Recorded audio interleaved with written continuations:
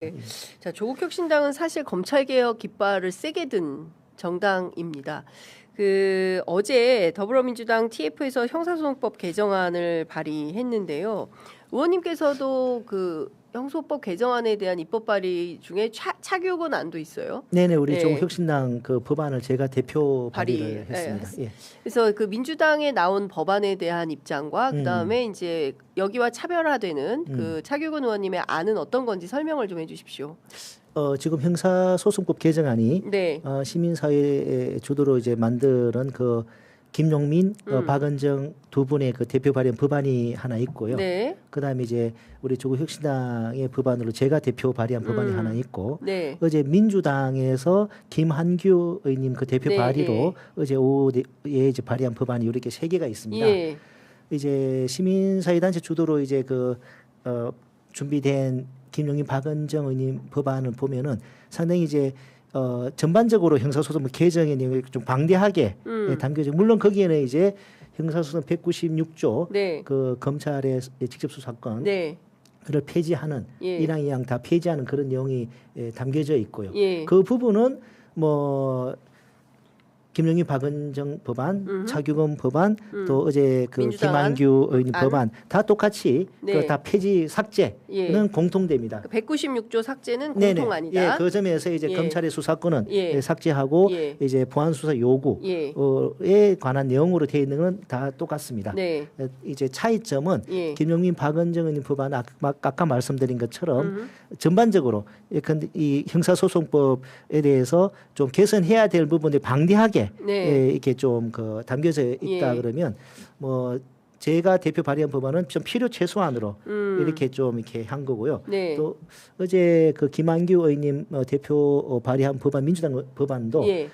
저희 법안보다는 좀 많지만 첫 번째 법안보다는 조금 분량이 적은 예. 좀 검찰 수사권 폐지를 중심으로 해서 좀 이렇게 마련한 그런 법안으로 생각이 되고, 다만 제가 이제 형사소송법과 별도로 네. 검사와 사법경찰 관리의 협력 및 사법경찰의 수사권 통제에 관한 법률안을 지난주에 동시에 두 개를 예. 동시에 발의했습니다. 아, 형소법 개정안뿐만 아니라 예. 지금 검사와 예. 사법경찰관, 예. 네, 검사와 사법경찰관의 협력 및 수사권 통제, 예. 사법경찰의 수사권 통제에 관한 법률안. 네. 이 종전에 뭐 수사 준칙에 있는 내용을 좀 상향하는 그런 내용인데요. 네. 기본적으로 검찰의 직접 수사권이 폐지가 됐을 때 네. 이제 우려하는 분들의 의견이 경찰의 어떤 부실 수사, 그렇죠. 사건 지연, 암장. 사건 암장, 예. 수사권 남용에 예. 대한 우려가 계속 제기되지 않았습니까? 예. 그래서 그런 부분에 대한 보완책으로 예. 검찰 직접 수사권은 이제 형사소송법 개정안에 담고 그와 별도로 금방 네. 말씀드린 약칭으로 예. 수사 협력 및 통제에 관한 법률안을 예. 갖다가 발의한 이 부분이 좀 부각이 안 되고 있는 것 같습니다. 예. 그래서 지금 법사위에 이제 법안 심사 소위에 회부된 법안도 요 법안이 이번에 회부가 안 됐어요. 아직 검토 보고서도 안 나왔고 예. 형사소송법 개정안만 발의가 돼서 의원님께서 이거를 꼭 내야 되겠다고 판단하신 이유는 뭡니까? 이게 뭐냐니까 필요하다고 이제 생각하시는 형사소송법 이제 직접 수사권 삭제 예. 됐을 때 제기된 우려가 계속 있지 않았습니까? 그러니까 뭐 사회적 약자들에 대한 어떤 피해자 보장이 피해자 약해진다든지, 인권보호.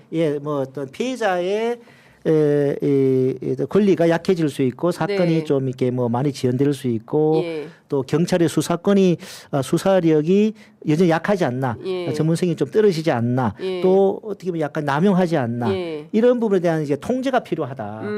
그 부분에 대한 좀 문제 제기가 많이 나오고 있지 않습니까? 네. 그런 부분을 좀 담보하기 위해서 예를 들어서 이런 뭐 크게 핵심적인 내용이 두 가지입니다. 사법경찰관리가 사건을 입건하면 네. 바로 이제 공소청에 예. 입건 통보를 해서 공소청에서 담당 검사를 지정합니다. 네. 그런 담당 검사가 수사할 사항 뭐 이런 여러 가지 내용들 관련해서 의견을 적극적으로 제시를 하고 적극적으로 소통하게 하는 거. 네. 그렇다면은 이번에 뭐 장윤기 사건, 광주의 비극적인 사건 관련해서 많은 지금 논란이 되고 있지 않습니까? 아침에 언론 기사 보니까 경찰이 통화 내역 조회도 네. 안 했다는 내용이 나와 있더라고요. 그러면 이런 어떤 사건 같은 경우에 담당 검사가 지정이 돼 있다 그러면 네. 딱 같이 이제 이 킥스 시스템을 통해 사건 진행 상황을 모니터링하면서 네. 열람하면서 이 외에 이 부분에 대한 당연하게 이루어져야 될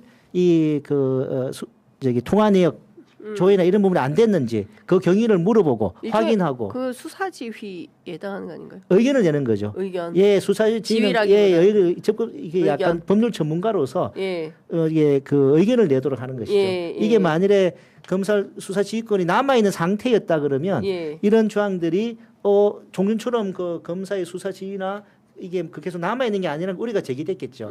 그렇기 때문에 올 1월, 3월에 정부에서 입법 예고한 두 번의 그 중수청법 그 개정안에 있어서는 요 비슷한 조항들이 있었어요. 근데 그때는 형사소송법 개정에 대한 그런 부분이 명확하지 않았기 때문에 그 최종적으로 그 이제 민주당에서 법안을 갖다 중수청법 이게 최종적으로 국회 통과할 때는 이 부분을 다 삭제를 해버렸어요. 그때는 이제 조직법이니까. 그때는 검찰의 직접 수사권에 관한 그 196조 폐지에 대한 게 좀 안개 속에 명확하지가 않았기 때문에 이제 그 폐지가 돼버렸는데 검찰 숙소 수사권이 폐지가 되는 상황에서는 이 경찰의 수사권 통제 이런 부분에 또 사건 지원 암장 관련해서 법률 전문가인 공소청 검사가 의견을 제시를 하고 이 사법경찰관리가 그런 부분에 대해서 같이 좀 소통하면서 이 수사를 할 수 있도록 하는 그런 내용이 하나 있고 또 하나가 지금은 이제 보안 수사 요구를 하면은 사건 번호가 그냥 이 검찰 자기 사건에서 그냥 이게 관리가 되지 않습니다. 경찰도 마찬가지고.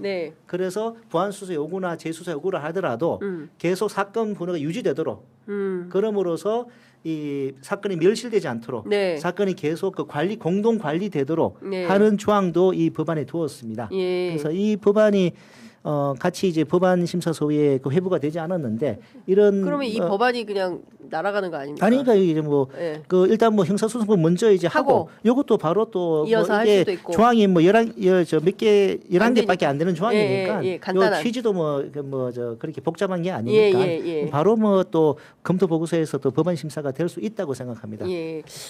그러니까 지금 그 70년 만에 검찰의 문을 닫고 오는 10월 2일에 그 완벽하게 수사와 기소가 분리되는 공소청과 중수청으로 이제 나눠지는 겁니다. 그러니 기득권의 저항이 어마어마한 거예요. 그 이제 이미 예고됐던 바대로 이제 장윤기 사건을 가지고 야 이거 검찰의 보안 수사 없었으면 이런 범죄 사실을 밝혀내지 못했어. 그리고 그 정성호 법무부 장관의 경우에는 이거 말고도 이미 11건이나 보안 수사로 검찰의 보안 수사로 밝혀낸 건들이 많아. 그러므로 보안 수사권은 예외적으로 허용돼야 되는 거 아니야? 이런 주장을 하시고 또 어제 한겨레 그 특강에서도 그런 비슷한 맥락의 이야기를 했습니다. 이제 그런 부분들 향후에 이제 보안 수사 요구 하면서 또 이게 근본 말씀드린 이런 제 수사 협력 및 통제 관한 분에 따라서 검사가 적극적으로 의견을 내고 또 그걸 경찰이 또 그걸 갖다가 감안해서 이렇게 하는 방식으로 가야 되는 것인 거죠. 그리고 이번에 장윤기 사건 같은 경우도 피의자의 가족이 그 지역의 경찰이었기 때문에 이 모든 좀 사단이 발생한 거 아니겠습니까? 그러면은 사건 관련자 피의자를 포함해 사건 관련자의 가족이 경찰이거나 수사기관 관계자면은 이 재척 회피 기피하도록 그걸 법적으로 제도화해야 됩니다. 그런 부분에 대한 우리가 고민을 좀 해야 되는 것이지 단순히 이 특정 사건 이 부분 관련해 가지고 이 어떤 경찰의 수사력이 전체가 문제가 있다. 이거 고적이 이렇게 접근해서는 안 된다고 생각합니다. 그렇군요. 알겠습니다. 하여간 지금 지난한 논의 과정이 있었고 또 작년 저희가 이제 그 이재명 정부 출범 이후 끊임없이 이 검찰의 특수수사를 검사들의 패단을 우리가 얼마 전에 조작 기소 그 관련된 국정조사 특위를 통해서도 그 검사들의 태도나 이런 것들을 다 확인하면서 이제 국민적 공분이 있기 때문에 검사들이 더 이상 수사권을 가지고 농단하지 못하도록 그런 제도적 장치가 매우 필요하다. 그런 게 없으면 또 어떤 등사태 예, 한동훈 법무부 장관 시절에 등을 하나 딱 넣어가지고 완전히 모든 그 수사권을 장악한 채로 말도 안 되는 별건 수사를 통해서 전체를 막 흔들어 버리는 이런 일은 없도록 해야 된다. 거기에 이제 방점이 찍혀 있다고 봅니다. 역사의 교훈을 남겨야 됩니다. 네. 어떤 자기의 권력을 남용했을 경우에는 국민들이 네. 이거 가만두지 않는다. 그런 분명히 역사의 교훈을 남기고 네. 역사의 다음 장으로 넘어가야 됩니다. 예. 저는 이것이 시대의 정신이라고 생각하고요. 네. 다만 그 넘어가는 과정에서 생길 수 있는 네. 어떤 그 수사의 공백이나 예. 이런 부분들은 제가 그 발의한 이런 수사 현임의 통제에 관한 법안이라든지 네. 아까 전에 사건